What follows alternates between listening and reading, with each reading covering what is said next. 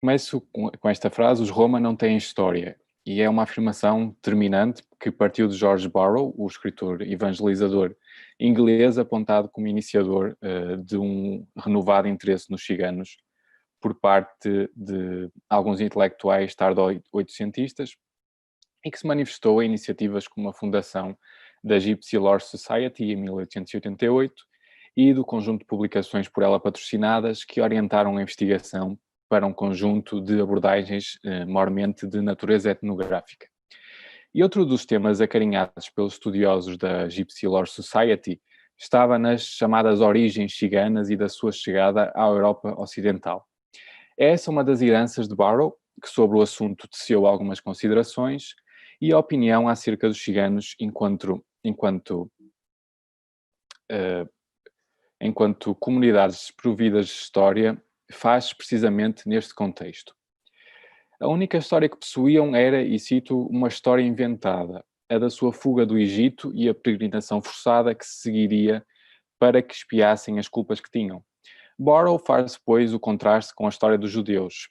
Tinham um Deus, a memória de uma fuga gloriosa do Egito.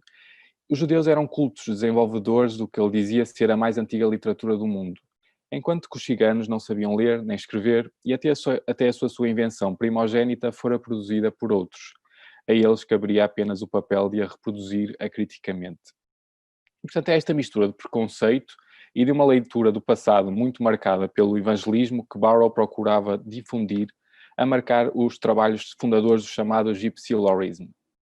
Ao desvalorizar as narrativas construídas em torno do nomadismo dos Romani, Barrow deprecia o papel da memória na estruturação da identidade coletiva destas populações, mas também outros aspectos, como as ligações estabelecidas entre uma elite culta, a mesma que, segundo o escritor inglês, aliás, releu o livro de Ezequiel para ligar a aí relatada profecia divina que condenava os egípcios, assimilando-a aos chamados egiptanos, como por vezes eram chamados os ciganos, que percorriam a Europa. E um grupo, portanto, a ligação entre esta elite culta e um grupo minoritário teoricamente distante desse mundo letrado. E estamos, é claro, a ler Barrow com os olhos do presente, anacrónicos. O escritor viveu num tempo em que a concepção historiográfica dominante dificilmente integraria grupos humanos minoritários e de uma tradição tão marcadamente oral. Os ciganos colocam-nos, de facto, perante uma situação algo inaudita no mundo ocidental, de nunca terem deixado, durante a época moderna, testemunhos escritos das suas vivências, atividades económicas e das relações com a sociedade dominante. Obviamente que estas dificuldades também se colocam para o caso de outros grupos sociais, como os pequenos lavradores, os ceareiros, os trabalhadores braçais, de um modo mais geral, e também poucos registros da sua lavra produziram.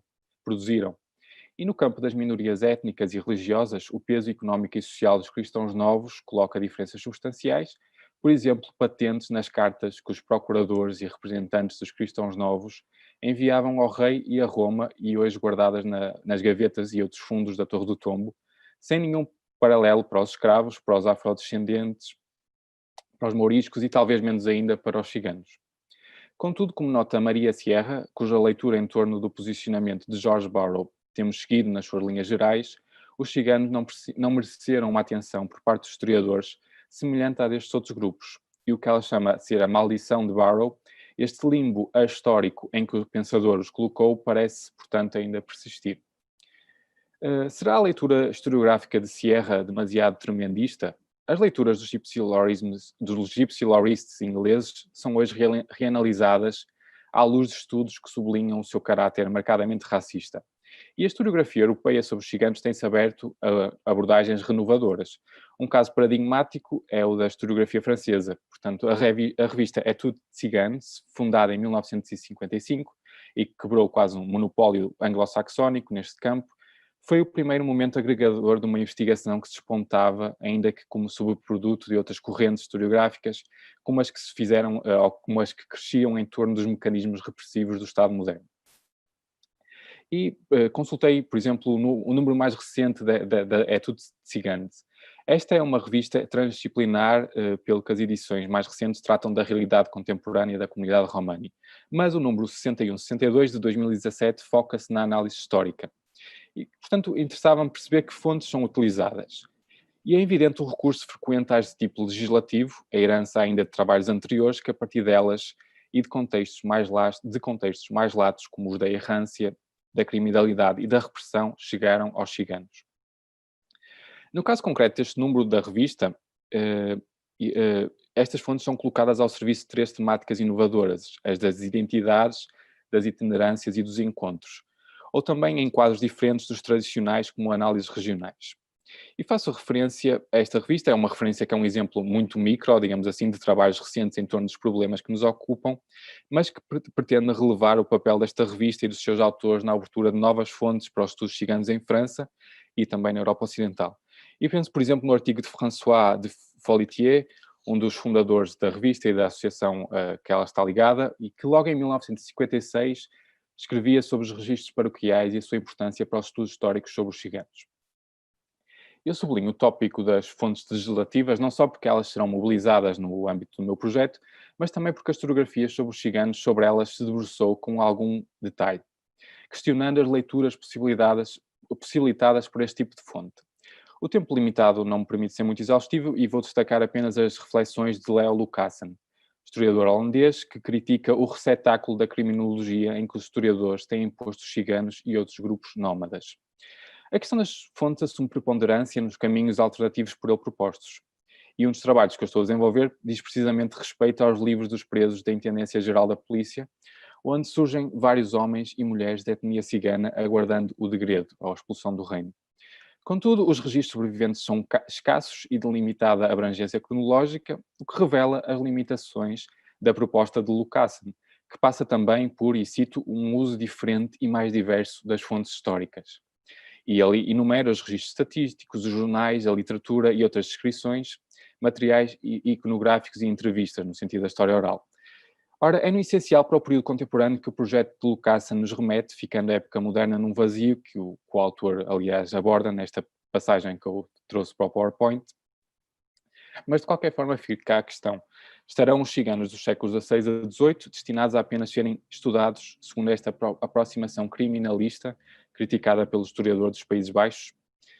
Em Portugal, falar de historiografia sobre os ciganos é, antes de mais, falar de fontes. Porque aquele que pode ser considerado o texto fundador desta área de estudos, os Ciganos de Portugal, de Adolfo Coelho, resume a sua história a um conjunto de 38 documentos, que publica em anexo a uma obra que é marcadamente de tipo etnográfico. E como resume Rosa Maria Pérez, no prefácio à mais recente reedição deste texto, que é originalmente de 1892, a escolha documental não é arbitrária e espelha o que a autora diz, e cito, os principais indicadores através dos quais o Ocidente costuma fundamentar a depreciação social a que tem votado os ciganos, a mentira, o roubo, o disfarce. De facto, dos documentos transcritos por Coelho, 60% dizem respeito a documentos de origem legislativa, sempre centrados nesta imagem redutora das vivências ciganas.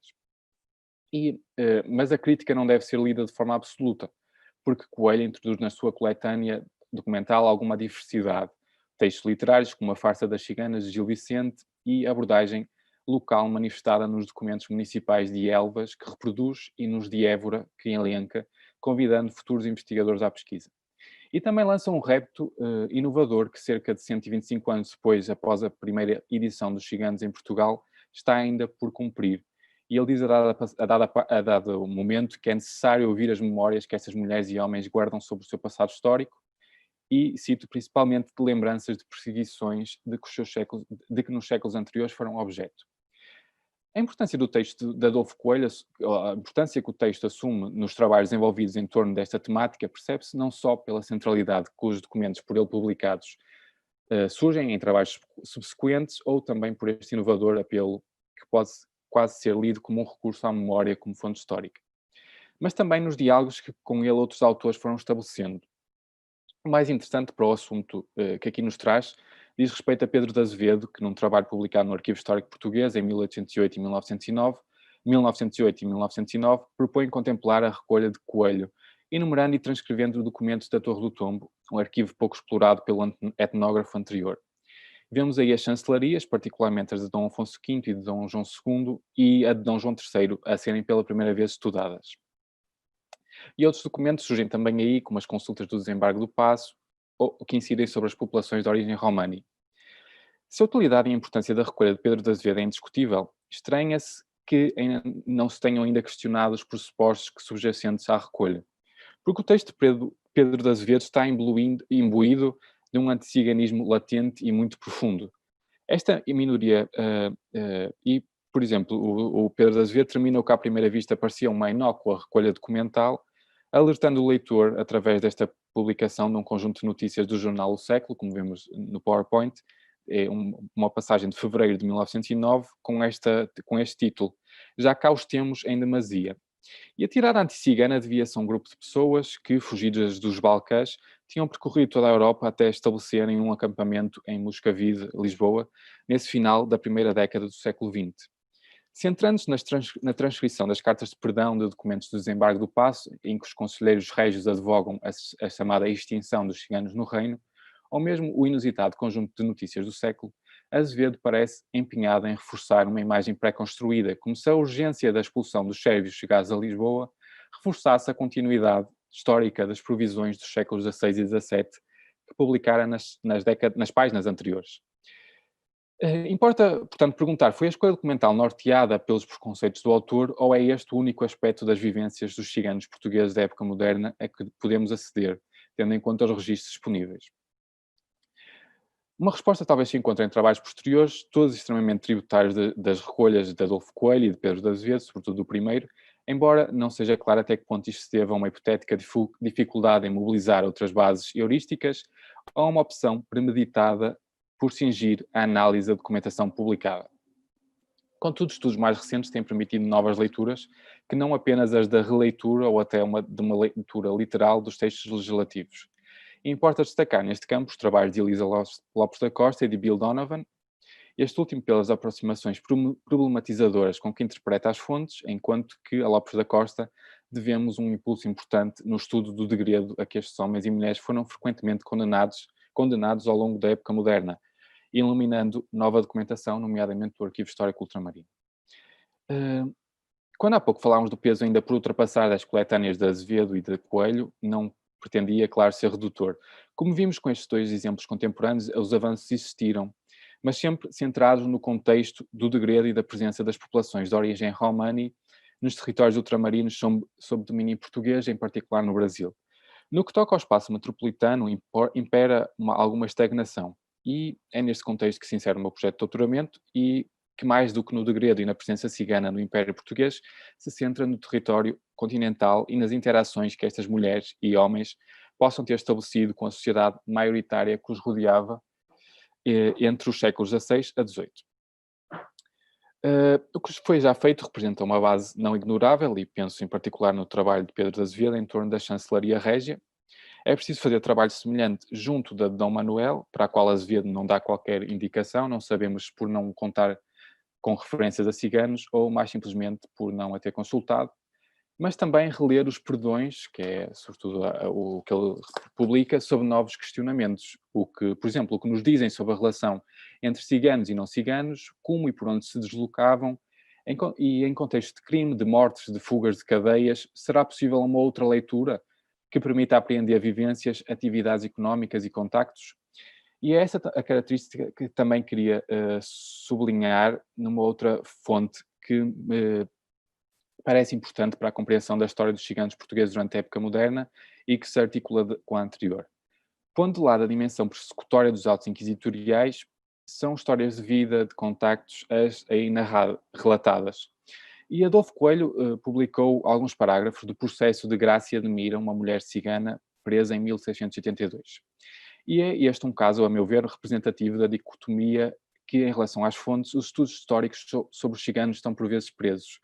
Para o etnógrafo oitocentista, este era o único processo que ele encontrou que seja uma ré, que a ré seja o do que ele chamava desta raça, não tendo a sua pesquisa encontrado nenhum do sexo masculino.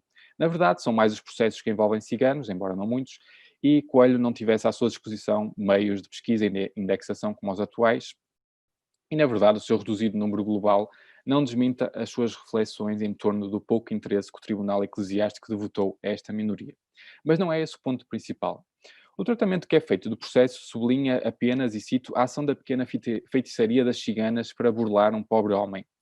O documento, escreve Adolfo Coelho, não tem outro interesse. A leitura destes e dos outros processos inquisitoriais envolvendo mulheres e homens de etnia cigana permite, na verdade, perceber outras realidades, quando os lemos para além dos motivos que os levaram perante os inquisidores. São perguntados pelos locais que percorreram, com quem contactavam, mas também através das testemunhas ouvidas conseguimos perceber algumas das imagens mentais que os habitantes locais onde viviam, ciganos e ciganas, construíam em torno destes seus vizinhos. E os processos inquisitoriais que temos vindo a trabalhar desmentem algumas das ideias feitas em torno das vivências ciganas de Portugal da época moderna, da Idade Moderna. Muitas delas vindas precisamente da leitura da legislação que sobre eles se ergueu, o que demonstra o caráter redutor dos estudos excessivamente centrados nesta tipologia de fontes. Porque é de um modo sempre homogéneo que o legislador interpreta e apresenta estes indivíduos e as suas comunidades. Todos são nómadas, todos falam as chamadas geringonça, ou seja, a linguagem falada pelos ciganos, e parece que quase todos fazem do comércio de cavalos o seu sustento. Hoje sabemos que as comunidades ciganas são muito mais diversas do que isso. É difícil aplicar essa questão retrospectivamente, embora este seja um objetivo da minha investigação. Os processos inquisitoriais que envolvem ciganos, embora escassos, mostram modos de vida que escapam ao retrato uniforme que é tratado nas leis do reino. Uma das questões alvo de discussão na historiografia e nos estudos romani relaciona-se com as dinâmicas entre o nomadismo e o sedentarismo, bem como uma tendência precoce pós-sedentarismo dos ciganos ibéricos em comparação com os de outros pontos da Europa. E essa dinâmica está expressa nas vivências que a Inquisição nos permite apreender. E trago muito rapidamente dois exemplos. Por exemplo, o da cigana Maria da Costa, presa em 1619, apresentada como cigana viandante, sem morada certa, que percorrera quase toda a Península Ibérica nas suas errâncias, e que estava numa realidade diferente da de José Correia, presa em 1761, que nos surge quase como um exemplo do sedentarismo, tendo comprado em Santa Combadão, e cito, umas casitas e umas oliveiras onde morava e que cultivava, embora se deslocasse a várias feiras da região centro do país. Obviamente é desnecessário sublinhar o caráter micro e parcelar que esta tipologia de fontes nos oferece. Um terceiro grupo, para concluir, um terceiro grupo de fontes merecedor de atenção relaciona-se com as representações culturais que envolvem ciganos. E é de novo o olhar e o registro externo dos ciganos o que perdura e que pode agora ser mobilizado. O papel de Adolfo Coelho no apontar de fontes para a história dos ciganos é aqui mais uma vez marcante, porque na verdade ele publica o Auto das Ciganas de Gil Vicente, que apresenta como, e cito, um documento precioso, traçado com evidente fidelidade, abstraindo da invenção cômica que introduz aqui e ali. O texto vicentino, pela sua riqueza, tem sido incontornável em trabalhos posteriores. Mas é agora importante alargar a pesquisa a outros autores e a outras obras. O trabalho está ainda em curso, mas foi já possível encontrar referências em textos como os de Fernão Mendes Pinto, na Arte de Furtar ou na Academia dos Humildes e Ignorantes, apenas para enumerar 3 casos de um conjunto mais amplo que tenho vindo a construir. São sempre referências mais breves e mais descentradas comparativamente a um texto literário em que assumem os papéis centrais, como em Gil Vicente. Todavia, permitem apreender, ao longo de um período amplo, imagens e estereótipos correntes em torno deste grupo de habitantes do reino. E são também auxiliares para outros exercícios, como, por exemplo, no conceito de cigano, e as diferentes formas que vai assumindo e que vão coexistindo no século XVI, antes de cristalizarem na palavra que hoje todos conhecemos. E o livro de Duarte Barbosa, um texto do início de 500, fala dos egiptanos das nossas partes, a dada altura, e é essa passagem que eu tenho no PowerPoint, que compara os habitantes de Delhi. E outras edições e manuscritos do século XVI, da mesma obra, reproduzem a passagem com cambiantes, chamando-lhes ritanos, ciguanos ou egipcianos, atestando a durabilidade da existência simultânea dos diferentes conceitos. Uma outra dimensão das representações sobre os ciganos que importará a estudar relaciona-se com outro tipo de manifestações, muito comuns no Portugal da época moderna, que são as chamadas danças de ciganas, um elemento frequentemente usado para engalanar e introduzir um caráter exótico em festividades religiosas, como as das procissões do Corpo de Deus, mas também civis. Este é um elemento de uma aparente simplicidade, mas que nos permite desenvolver vários questionamentos para a minha investigação, ou que me permite desenvolver. Um deles relaciona-se com as interações entre a cultura popular e a cultura de elites, não só no dia do Corpus Christi, tradicionalmente visto como um espaço de interação entre o sagrado e profano, o popular e o erudito, mas não só aí, como digo. Porque, por exemplo, as pescadeiras e as vendedoras da Ribeira de Lisboa, que em 1552 se vestem de ciganas para as festividades associadas à chegada à cidade vinda de Castela da princesa Dona Joana, mostram esta amálgama de difícil destrinça em que os ciganos são envolvidos. O popular e o erudito revelam-se também num outro elemento das representações ciganas que importará mobilizar. A figura feminina foi, em Portugal e no resto da Europa, sempre lida, mais do que a masculina, com recurso a preconceitos anti-ciganos. Gil Vicente é disso exemplo. Mas as mulheres romani povoariam também alguns elementos da cultura popular, sobretudo do Baixo Alentejo, sendo colocadas num contexto diferente, o da adoração ao Menino Jesus e à Sagrada Família no contexto do episódio bíblico do desterro, numa muito comum e errónea interpretação das origens dos ciganos. Ora, este episódio, relatado em canções e poemas do canto alentejano, que remontam pelo menos ao século XVIII, e em quadros do teatro popular, ecoa também com força nesse espaço erudito que é o da arte sacra. Os textos de Vítor Serrão têm alertado para a necessidade de estudo mais aprofundado deste modelo, e no PowerPoint vemos, por exemplo, esta representação de André de Morales, onde vemos mulheres ditas de etnia cigana em redor da Virgem Maria e do Menino Jesus. Este modelo que foi replicado por muitos outros pintores maneiristas portugueses. E não pretendo, nem tenho para isso competências, de substituir aos historiadores de arte, pelo que a análise que devo fazer destas representações iconográficas é, a meu ver, mais incisiva, ou seja, que procuro perceber que alegorias se repetem e porquê, e também, de certa forma, os processos de encomenda e as reações à obra, como este singular com que Agostinho de Santa Maria adjetiva a pintura que vira no convento de Vila Longa, uma pintura atribuída a Bento Coelho. E como defende Serrão, talvez essas imagens sejam um sinal de uma outra visão, ele diz-nos mais humanista, em relação aos ciganos, que a largos espaços conseguiria emergir. E esta outra leitura é minoritária e não deve ser, como é natural, falsamente exacerbada, mas também não deve ser esquecida. E concluo relembrando a afirmação de Barrow sobre os ciganos como desprovidos de história e a maldição de que nos fala Maria Sierra, resumindo com essa imagem as dificuldades naturais do trabalho retrospectivo junto de um grupo minoritário e que deixou muitos escassos testemunhos na primeira pessoa da sua existência durante os séculos XVI a XVIII. A maldição alerta-nos em paralelo para um outro silêncio, o dos historiadores, que ainda não lhes dedicaram uma atenção não só equiparável à de outras minorias étnicas e religiosas, mas também, e acrescento, face a outras disciplinas como a etnografia ou a sociologia, que têm conseguido densificar a sua investigação em torno destas comunidades. E se o imperativo é densificar, então a recolha e o tratamento de fontes, aliado ao desenvolvimento de novas questões de investigação, assume importância cimeira. Procurei aqui elencar algumas das fontes ou dos fundos que tenho trabalhado para tentar introduzir alguma heterogeneidade a um tema de investigação que tem estado em Portugal preso a tonalidades mais homogeneizadoras da criminalidade e do degredo. A opção comporta alguns riscos, desde os mais óbvios e mais simples e óbvios, como os relacionados com o facto de serem repositórios relativamente inexplorados para este tipo de questionamentos, o que aumenta o grau de incerteza face aos resultados a alcançar, aos mais complexos e relacionados com a estruturação do projeto, como os de usarmos tipologias variadas de fontes, mas depois as diluirmos numa cronologia ampla, tornando-se menos evidentes alguns encadeamentos e conclusões. Por fim, a grande dificuldade persiste e parece irremediável. A voz dos ciganos só raramente nos chega. O que temos são leituras, representações, perseguições elaboradas sobre eles pela sociedade dominante e maioritária. E obrigado pela vossa atenção.